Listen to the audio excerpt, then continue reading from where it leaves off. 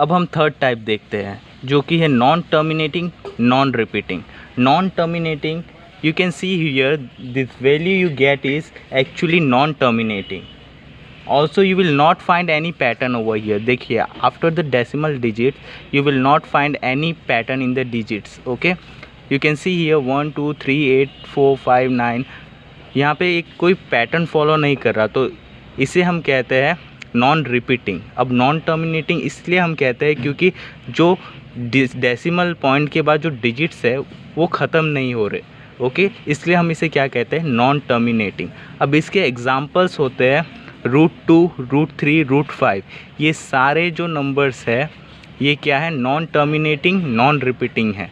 When you will calculate the value of √2 आपको ये value मिलेगी, ठीक है, 1.414, जो कि नॉन टर्मिनेटिंग होगी, नॉन रिपीटिंग होगी।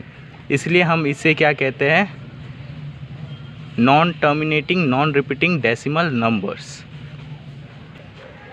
अब ये जो टर्मिनेटिंग डेसिमल नंबर है और non terminating repeating decimal number है उसे हम कहते हैं रैशनल नंबर्स।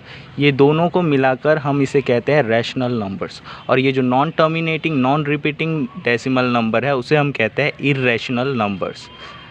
अब रैशनल नंबर में एक ऑब्जर्वेशन देखी गई, ये मैथमेटिशियन ने ऑब्जर्व करा, जितने भी रैशनल नंबर होते हैं वो p/q फॉर्म में होते हैं, where p and q are both integers and q is not equal to 0। क्योंकि अगर नीचे 0 होगा तो वो होगा not defined, because anything upon 0 is your not defined. That's why जो है q जो होता है वो नॉट इक्वल टू 0 होता है।